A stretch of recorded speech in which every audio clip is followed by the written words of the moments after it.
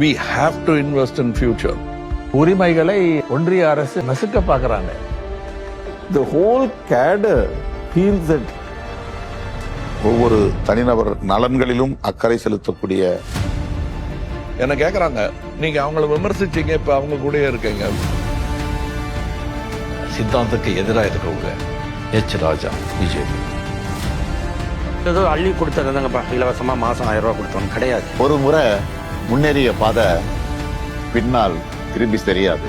பல லட்சங்கள் செலவழிச்சு செய்யற மருத்துவங்கள் வந்து நீங்க இலவசம்னு ஏளனமா பேசுறது பெனிஃபிட்டான ஒரு டேர்மா மட்டும் இல்லாம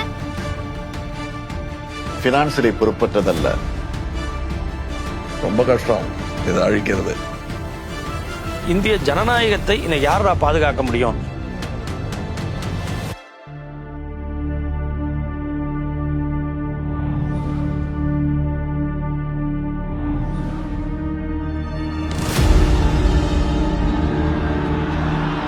இந்த மண் எப்பவும் போராடிட்டே தான் இருந்திருக்கிறது.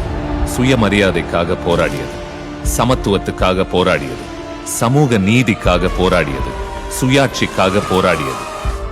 இந்த தருணத்தில் ஒரு இளைஞர் முன் வந்தார்.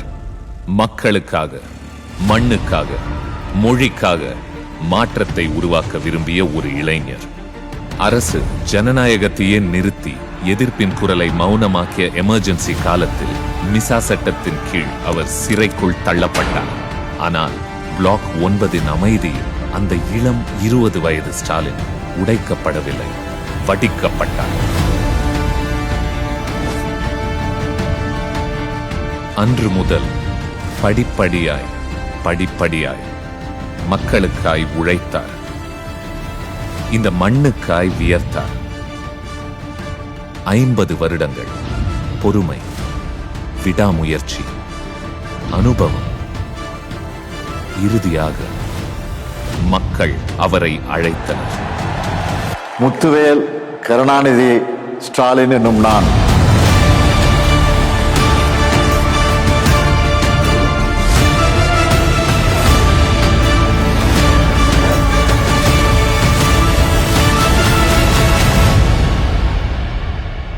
தமிழ்நாட்டின் முதலமைச்சர்.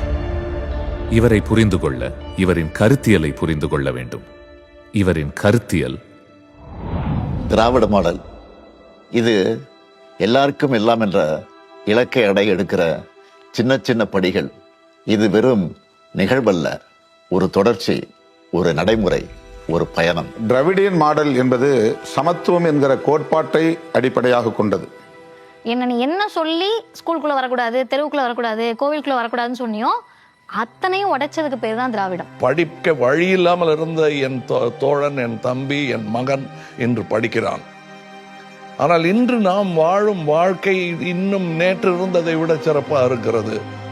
அதுதான் இப்ப எல்லா சமூகமும் படிக்க முடியும், எல்லாருக்குமான கல்வி வாய்ப்பு இருக்கும், அதுக்கு தகுந்த மாதிரி கல்வி கட்டமைப்பு இருக்கும். அந்த சூழலை உருவாக்கி இருக்கிறோம்ல, இதுதான் எல்லாருக்கும் எல்லாம். அனைத்து பாகுபாடுகளையும் கலைந்து எல்லா தரப்பு மக்களும் சமமான வாய்ப்புகளை பெறவும் வளர்ச்சியை பெறவும் இந்த அரசு திராவிட முன்மாதிரி அரசு என்று பிரகடனம் செய்திருக்கிறார்.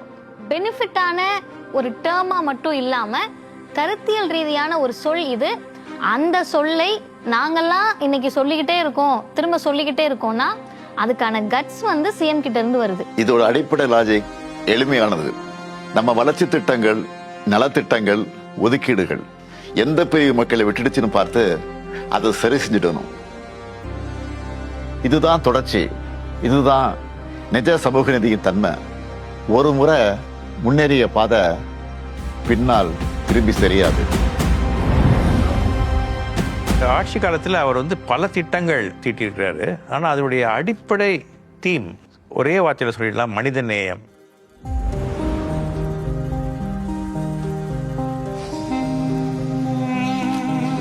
அரசு பள்ளி மாணவர்களுக்கு இனிமேல் காலை நேரத்தில் சிற்றுண்டி வழங்கப்படும். எங்க அம்மா சொல்றாங்க ஸ்கூல்ல டிஃபன் போட்டதுல இருந்து நான் அதுக்காகவே படிக்க வரேன்னு. நாங்க காலையில சாப்பிட்டு முடிச்சு இப்ப விளையாடிட்டு இருக்கோம். விளையாடி முடிச்சுட்டு படிக்க போவோம். இந்த காலை உணவு தான் மூளைக்கு உண்டான ஒரு ஃபியூவல், எரிபொருள். ஸோ இது எல்லாமே எதிர்காலத்துக்காக நம்ம போடுற ஒரு பயிர்.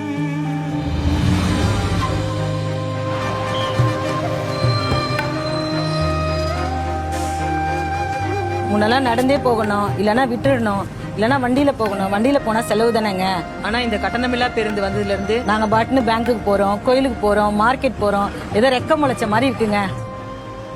நாங்க மாலை கடை வச்சிருக்கோம். அதுக்கு பூ வாங்கறதுக்கு டெய்லி மார்க்கெட்டுக்கு போறோம் நாங்க. இப்ப இந்த விடியல் பயணம் மூலம் அந்த பணம் மிச்சமாகுது.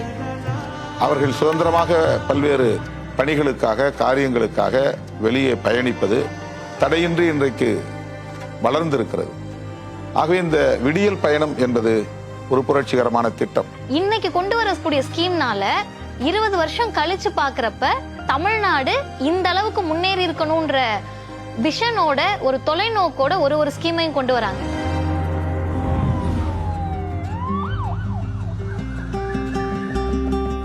ஒவ்வொரு மாதமும் சுகாதார மையத்துல இருந்து எங்களை நல்ல முறையா கவனிச்சுக்கிறாங்க. எங்களுக்கு மருந்து மாத்திரை எல்லாம் கொடுக்குறாங்க. இப்போ எனக்கு மூட்டு வலி, கை வலி எல்லாம் பரவாயில்ல. நாங்கள் பிள்ளைகளை எதிர்பார்க்கறது இல்லை, அவங்களே கவனிச்சுக்கிறாங்க. அது எங்களுக்கு ரொம்ப பெருமையாக இருக்குது. மாதம் வீட்டுக்கு கரெக்டாக வர்றாங்க சார். வீட்டில் சுகர், பிபி எல்லாம் செக் பண்ணுறாங்க, மாத்திரை மருந்து கொடுக்குறாங்க. எங்கள் குழந்தைகளை நாங்கள் நம்பி இருக்க வேண்டிய அவசியம் இல்லை. அவங்களே தாத்தா ராஜு தான் தெரியுமா பேசுகிறாங்க. எல்லாம் எங்களுக்கு நல்லா செய்கிறாங்க. நல்லா இருக்கிறோம் நாங்கள். இப்போ பல லட்சங்கள் செலவழித்து செய்கிற மருத்துவங்கள் இன்னைக்கு இலவசமாக சமுதாயத்தின் அடியில் இருக்கிற ஒருத்தனுக்கு போய் சேரக்கூடிய ஸ்கீம். படிப்பும் வேலை வாய்ப்பு நம்மோட உரிமையை கிடந்து எழுந்த இனம் தான் நம்முடைய திராவிட இனம். எத்தனை தடைகள் வந்தாலும் படிப்பை மட்டும் நீங்க யாரும் கைவிடக்கூடாது. நான் இங்க டிப்ளமோ இன் மெக்கானிக்கல் இன்ஜினியரிங் படிச்சிட்டு இருக்கேன். எனக்கு இது வெறும் ஒரு சிஎன்சி ஆப்ரேட்டர் சர்டிஃபிகேட் மட்டும் இல்லை, எனக்கு இது ஒரு ஜாப் ஆஃபர் லெட்டருக்கு சமம். நார்மல் ஸ்கீம்ஸ் வரதுக்கு முன்னாடி எங்களால் தியரிட்டிக்கல் பேப்பர்ஸில் தான் ஃபோக்கஸ் பண்ண முடிஞ்சது. ஆனால் இந்த ஸ்கீம் வந்ததுக்கப்புறம் எங்களால் ப்ராக்டிக்கலாக நிறைய விஷயங்களை கற்றுக்க முடிஞ்சது. இந்த 4 திட்டம் மூலமா எனக்கு வெறும் வேலை வாய்ப்பை மட்டும் வாங்கி தரல, எனக்கு இவங்க ஒரு எதிர்காலத்தை உருவாக்கி கொடுத்துருக்காங்க. You need industry, you also need social welfare. அந்த அடிப்படையில் தான் Tamil Nadu has grown so well. இன்றைக்கு இந்தியாவிலேயே HDI என்று சொல்லக்கூடிய ஹியூமன் டெவலப்மெண்ட் இண்டெக்ஸ், அந்த குறியீட்டு மதிப்பீட்டில் தமிழ்நாடு முதலிடத்தை வகிக்கிறது என்கிற அளவுக்கு இது சிறப்பை பெற்றிருக்கிறது.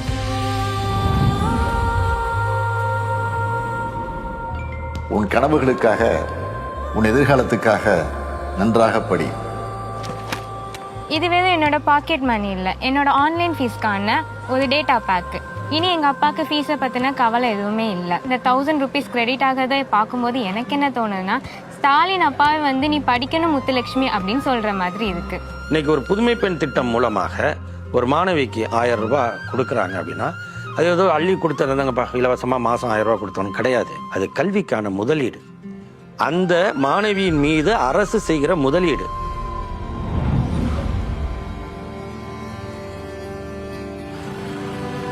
ஒவ்வொரு மாசமும் வர்ற இந்த 1000 ரூபாய் பணம் அது என்னோடது, என் பேர்ல எனக்காக என் அக்கௌண்ட்ல வருது. அதை வச்சு என் குழந்தைங்களுக்கு நோட் புக் வாங்கலாம், எங்க அம்மாவுக்கு மருந்து வாங்குறேன், இந்த மாசத்துக்கான காய்கறி கூட வாங்கியிருக்கிறேன். யாரையும் எஞ்சி நிக்க வேணாம், நிமிர்ந்து நிக்கிறேன். மகளிருக்கான உரிமையை கொடுக்கணும், அவங்க உழைப்பு அங்கீகரிக்கணும். உருவாக்கின திட்டம் தான் இந்த கலைஞர் மகளிர் உரிமை திட்டம். இது ஜஸ்ட் 1000, வெறும் 1000 ரூபாய் கிடையாது. பக்கத்து வீட்டுல போய் 1000 ரூபாய் கடன் கேட்கறத விட ஒரு அரசு என்னோட வரி பணத்தை திரும்ப எனக்கு கொடுக்கறதுன்றது என்னோட சுயமரியாதை, என்னோட செல்ஃப் ரெஸ்பெக்ட். அடுத்த திராவிட மாடல் 2.0 ஆட்சி காலத்தில் உங்களுடைய உரிமை தொகை 2000 ரூபாயாக உயர்த்தி வழங்கப்படும்.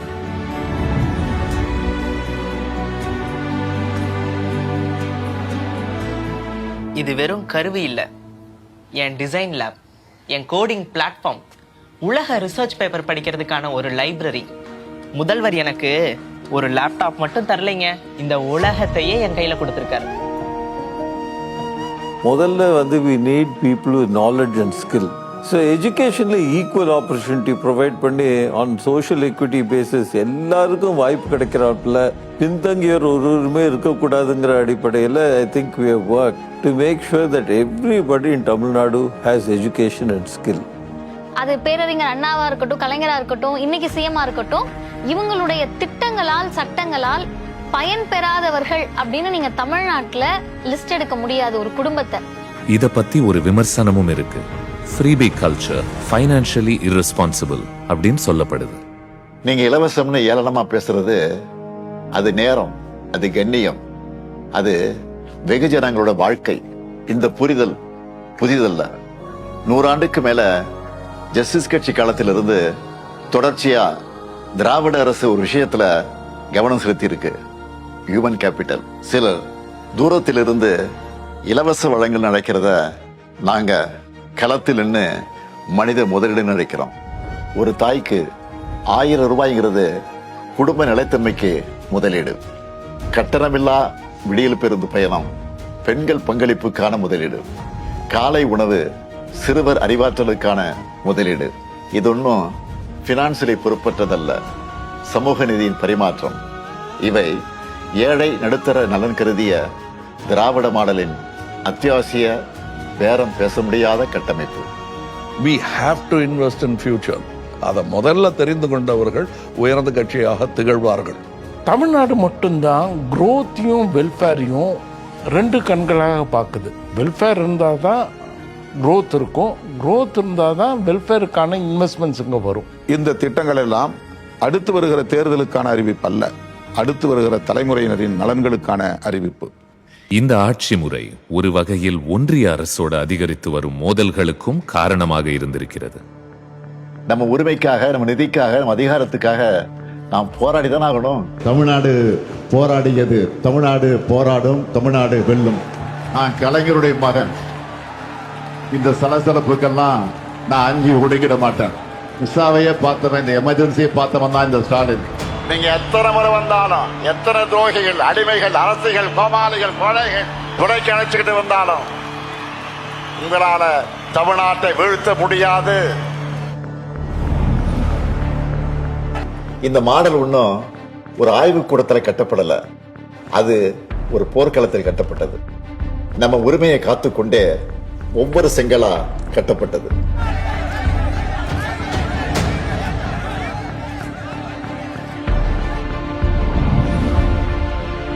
ஒரு அரசாங்கம் என்ன உரையை கொடுக்கிறதோ அதை படிக்க வேண்டியதுதான் ஆளுநர் வேலை. அதுக்கு பேர் தான் ஆளுநர் உரை. தென்னிந்திய மாநிலங்களில் அது ஒரு முக்கியமான விஷயங்களாக இருக்குது. ஏன்னா கேரளாலையும் இப்போ இன்னைக்கு கர்நாடகாலையும் தெலுங்கானாலையும் அவங்க உரிமைகளை ஒன்றிய அரசு நசுக்க பார்க்குறாங்க. கவர்னர், ஆளுநர் மூலம். ஆளுநரை விட மக்களால் தேர்ந்தெடுக்கப்பட்ட அரசுக்குத்தான் அதிகாரம்ங்கிறத நீதிமன்றங்கள் சொல்லிடுச்சு. அப்ப அந்த அரசியல் சட்டத்தை காப்பாற்றக்கூடிய ஒரு மாநிலமாக, ஒரு வழிகாட்டியாக, இன்னும் சொல்ல போனா இந்திய ஜனநாயகத்தை இன்னும் யாரா பாதுகாக்க முடியும் அப்படின்னா தமிழ்நாட்டை தான் திரும்பி பார்க்கறாங்க எல்லாரும். கவர்னரோட போராட்டம் நம்ம ஒவ்வொரு வளர்ச்சி திட்டத்தின் அத்தியாயம். இது திராவிட மாடலின் பேரம் பேச முடியாத விலை. இந்தி மொழிக்கு தரப்படக்கூடிய முக்கியத்துவம் என்பது மற்ற மொழிகளை புறக்கணிப்பதாக மட்டுமல்ல, அழிப்பதாகவும் அமைந்திருக்கிறது. இந்தியை ஆட்சி மொழியாக, அலுவல் மொழியாக மட்டுமல்ல, அதிகாரம் செலுத்தும் மொழியாக பாஜக அரசு உயர்த்தி கொண்டே இருக்கிறது. உலக நாடுகளோடு போட்டி போடுறதுக்கு என்ன தேவை? ஆகச்சிறந்த அறிவு தேவை. அந்த அறிவுக்கு எந்த மொழியை கத்துக்கணும் அப்படின்னு கேட்கறத விட எந்த பாடத்தை கத்துக்கணும்ன்றது தான் இருக்கு. மொழியா பாடமா? பாடம்ன்றது subject, science subject, maths subject, ஹிந்தின்றது மொழி. அப்போ ஒரு குழந்தைக்கு படிப்பு எதை கொடுக்கணும்னு கேட்டா சப்ஜெக்ட் நாலேஜை கொடுக்கணும். 50 வருஷத்துக்கு முன்னாடி தமிழ்நாடு எங்களுக்கு 3 மொழி வேணாம் 2 மொழி போதும்னு சொன்னதுனாலதான் பஞ்சம் பட்டினியில் முதன்மையாக இருந்த மாநிலம் இன்றைக்கு படிப்பறிவில் முதன்மையாக இருக்கிறது. நம்ம குழந்தைகளுக்கு 3 மொழி கத்துக் கொடுக்கணும்னு சொல்றாங்க. முடியாது. நம்ம 2ஐ பாதுகாப்போம், தமிழ் மற்றும் ஆங்கிலம். இதில் எந்த மாற்றமும் இல்லை. நம் தாய்மொழி நம் ஆன்மா, ஆங்கிலம் உலகிற்கான நம்முடைய ஜன்னல். 2ஐயும் நாங்கள் பாதுகாப்போம்.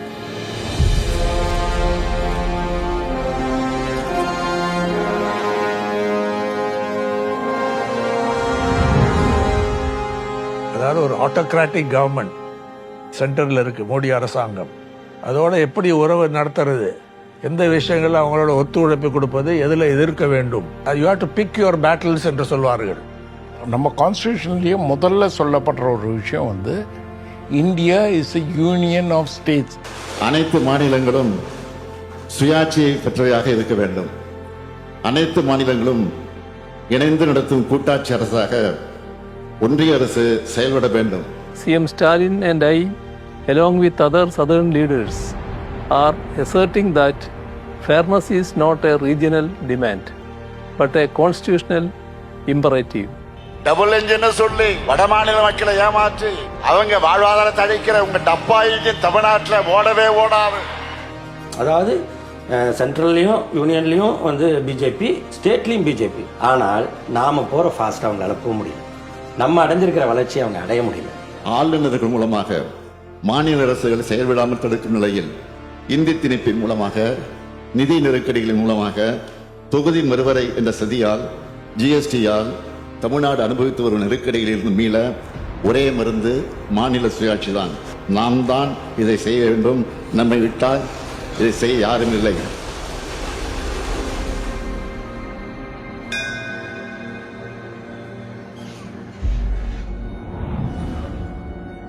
திருப்பரங்குன்றத்தில் ஒரு புதிய ஒரு விஷயத்தை உள்ளே நுழைத்து விடவும் முடியாது, ஏற்கனவே இருக்கிற ஒரு விஷயத்தை எடுத்து விடவும் முடியாது. அவ்வளவு தெளிவான மரபும் கட்டமைப்பும் இருக்கிற ஒரு விஷயம் வந்து திருப்பரங்குன்றம் கோவில் சார்ந்த வழிபாடு.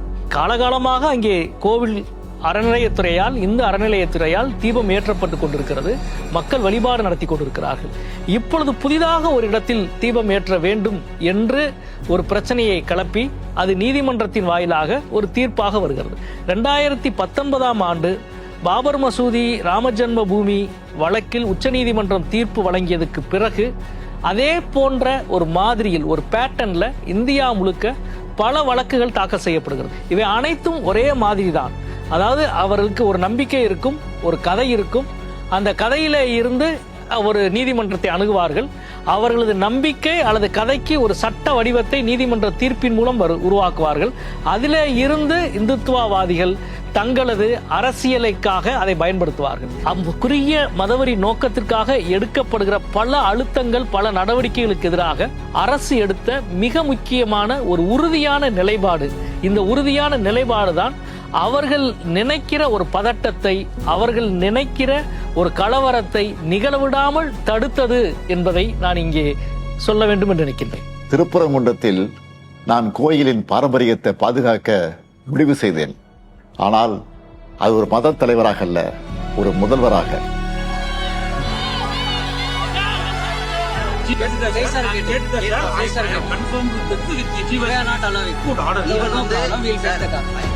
மக்களின் நம்பிக்கையை அரசியலுக்கு அடிபணி விடக்கூடாது என்பதே என் நிலைப்பாடு. இந்த சமத்துவத்தை, இந்த அமைதியை நிலைநிறுத்துவதற்கு மிக உறுதியான அரசியல் நிலைப்பாட்டை எடுத்தது தமிழக அரசும் மாண்புமிகு தமிழக முதல்வர் அவர்களும். பகுத்தறிவு எப்போதும் நம்பிக்கையுடன் முரண்பட வேண்டும் என்பதில்லை. இரண்டும் ஒரே சமுதாயத்தினுடைய இரு முகங்கள். பெரியார், அடிகளார் நட்பு அதற்கு சான்று. That's where tolerance stays. Accept your friend, accept your Muslim, accept your Christian, accept your Hindu. அரசியலில் நான் அனைவரையும் சேர்ப்பது என்ற கொள்கையை கடைபிடிக்கிறேன். வேறுபட்ட நம்பிக்கைகள் இருந்தாலும் நாம் ஒரே மண்ணில் வாழ்கிறோம், ஒரே மொழி பேசுகிறோம், ஒரே எதிர்காலத்தை நோக்கி நடக்கிறோம். அதுவே திராவிட இயக்கத்தினுடைய உயிர் நாடி. இது வந்து பெரியாரோட ஸ்டைலோட கார்பன் காப்பி இல்லை, அண்ணாவோட ஸ்டைலோட கார்பன் காப்பி இல்லை. ரொம்ப முக்கியமாக பார்த்தா கலைஞர், லாங்கஸ்ட் சர்விங் லீடர், அவருடைய ஸ்டைல் டோட்டலி டிஃப்ரெண்ட். இது டோட்டலி டிஃப்ரெண்ட். என் தந்தை கலைஞர் ஒரு மாபெரும் ஆளுமை, சொற்களின் மாமேதை, மக்களின் கவிஞர். என்னால அவரை போல எழுத முடியாது, அவரை போல பேசவும் முடியாது. ஆனா என்னால என்ன செய்ய முடியும்? அவரை போல உழைக்க முடியும், மக்களுக்காக உழைக்க முடியும். அதுவே இப்போதைக்கு போதும். அது கஜா புயல்ல அதிகாரம் இல்லாத ஒரு காலகட்டத்துல சேத்துல போய் நின்னதா இருக்கலாம். ஒரு துயரமான சூழல்ல நள்ளிரவுல மருத்துவமனை நோக்கி ஓடியதா இருக்கலாம். இப்படி எந்த வகையிலும் மக்களை விட்டு விலகாத ஒரு தன்மை தான் அவருடைய மிகப்பெரிய ஆளுமைக்கான அடிப்படை நினைக்கிறேன். அரசனை ஏறுவதற்கு அவசரப்படாம கட்சியில வந்து ஒரு தொண்டரா, இளைஞரணி தலைவனா, ஒரு எம்எல்ஏவா, ஒரு மேயரா, டெப்யூட்டி சிஎம்மாக பணியாற்றி அதுக்கப்புறம் மக்களுடைய பேராதரவுடன் அரசியல் ஏறியவர். வெறும் அரசியல் நோக்கங்களுக்காக மட்டுமே உறவு என்று இல்லாமல் தேர்தலில் வெற்றி பெற வேண்டும், வாக்கு வங்கிகளை பகிர்ந்து கொள்ள வேண்டும் என்கிற அடிப்படையில் மட்டுமே இந்த உறவை பேணாமல் ஒவ்வொரு தனிநபர் நலன்களிலும் அக்கறை செலுத்தக்கூடிய பொறுப்புணர்வு கொண்ட ஒரு தலைவராக அண்ணன் தளபதி விளங்குகிறார். He has this knack of getting around him people who are good and then giving them the freedom. And that's why he is very popular with all the civil servants. எல்லாருக்கும் இவரை பிடிக்கும். பிகாஸ் இவர் total freedom கொடுப்பாரு. நிதானமாக பேசுறது, செயல்ல உறுதி காட்டுவது, பலம் காட்டுவது. தமிழக அரசினுடைய கொள்கைகள், நடைமுறைகள் சார்ந்து விமர்சனங்கள் நிச்சயமாக இருக்கும். ஆனால் அந்த விமர்சனங்களை எல்லாம் கடந்து இந்த அரசின் மீதான ஒரு நல்லெண்ணத்தை இறுக பிடித்து வைத்திருப்பதில் மிக முக்கியமான பங்கு வகிப்பது முதல்வர் அவர்களுடைய பண்பும் தனித்துவமான அணுகுமுறையும் நடவடிக்கையும். மாற்றம் தொடுத்து மல்லிகைக்கும் மனம் உண்டு அப்படி. ஸோ அவருடைய சித்தாந்தத்துக்கு எதிராக இருக்கிறவங்க, அவருடைய விமர்சிக்கிறவங்களை கூட அவருக்கு மதிக்கிறாங்க. அதுக்கு உதாரணம், அதுக்கு சமீபத்தில் எச் ராஜா பிஜேபி, அவர் ஸ்டாலின் சார் எப்படியெல்லாம் விமர்சிச்சிருக்காருன்னு சொல்லி எல்லாருக்குமே தெரியும். அப்படி இருந்து கூட அவர் உடம்பு சரியில்லாமல் ஹாஸ்பிட்டல் இருக்கும்போது அவர் போய் நடந்து விசாரித்தார். இதெல்லாம் ஒரு தலைவனுக்கான ஒரு பண்பு, ஒரு கண்ணியமான ஒரு குணங்கள் அது அவர்கிட்ட இருக்கு. என்ன கேட்குறாங்க, நீங்கள் அவங்கள விமர்சிச்சிங்க, இப்போ அவங்க கூட இருக்கீங்க. விமர்சனம் தொடர்ந்து கொண்டே இருக்கும். நாளைக்கு அவங்க எலெக்ஷனில் ஜெயிச்சு வந்த பிறகு நான் மறுபடியும் விமர்சனம் தான் சொல்லி தானே ஆகணும். அதுதானே என் குரல், ஒரு சகோதரனின் குரல். எனக்கு வலிக்குதுங்கிறத நான் கவர்மெண்ட்ட சொல்லாம வேற எங்க சொல்வேன் நான்? அது தெரிந்தும் இந்த கோயிலேஷன்ல எனக்கு கொடுக்கப்பட்டிருக்கும் மரியாதை தான் விமர்சனத்துக்கு கொடுக்க வேண்டிய மரியாதையை திராவிட முன்னேற்ற கழகம் உணர்ந்திருக்கிறது. தளபதி அவர்களை ஒரு 40 வருஷமா தெரியும். It is not a relationship of a businessman to a politician. The whole cadre feels that he is their family member. நட்புக்கு எப்பவுமே மரியாதை கொடுப்பவர், நண்பர்களை மிகவும் மதிக்கிறவர். எனக்கு அவர்கிட்ட ரொம்ப பிடிச்சது ஒரு டிசிப்ளின், அதுக்கு மேலே ஒரு ஆட்டிடியூட் எனக்கு ரொம்ப பிடிச்சது. டிசிப்ளினை விட ஆட்டிடியூட் ரொம்ப முக்கியம். அது பொது வாழ்க்கையில் இருக்கும்போது அது ரொம்ப பிடிச்சது. ஒரு வசீகரமான ஒரு புன்னகை, அதுக்கு புன்னகைக்கு சொந்தக்காரர். சகோதரர் ஸ்டாலின்ங்கிறீங்களா, உங்களுக்கு அவருக்கு என்ன உறவு, கோத்திர பொருத்தம் என்னன்னு கேட்டீங்கன்னா நான் சொல்கிறேன். நாங்கள் 2 பேரும் டார்வின் கோத்திரஸ்தியா, the survival of the fittest. அது எலெக்ஷன் பார்க்கறதில்ல, வருஷங்களை எண்ணி பாருங்கள். எங்கள் கோத்திரம் அதுதான், டார்வின் கோத்திரம். ரொம்ப கஷ்டம் இதை அழிக்கிறது. வெவ்வேறு கட்சிகளில் இருந்தாலும் நாங்கள் அந்த கோத்திரம் தான். We will survive and we will continue. அவர்கள் நம்மை சோதிக்கிறார்கள், நாம் வளைந்து விடுவோம் என்று. அவர்கள் நம்மை அழுத்துகிறார்கள், நாம் உடைந்து விடுவோம் என்று. கன்னியாகுமரி மண்ணிலிருந்து டெல்லியின் மாளிகை வரை இந்த செய்தி எதிரொலிக்கட்டும். நம் வேர்வையும் கண்ணீரையும் சிந்தி கட்டியிருக்கக்கூடிய இந்த திராவிட மாடல், நாம் அதை பாதுகாப்போம். நம்ம திட்டங்களால் மாற்றிய இந்த தமிழ் உயிர்கள், நாம் அவர்களை காப்போம். நம்ம இதயங்களை வைத்திருக்கக்கூடிய இந்த தமிழ் உணர்வு, நாம் அதை பாதுகாப்போம். இன்று மட்டுமல்ல, என்றென்றும் பாதுகாப்போம்.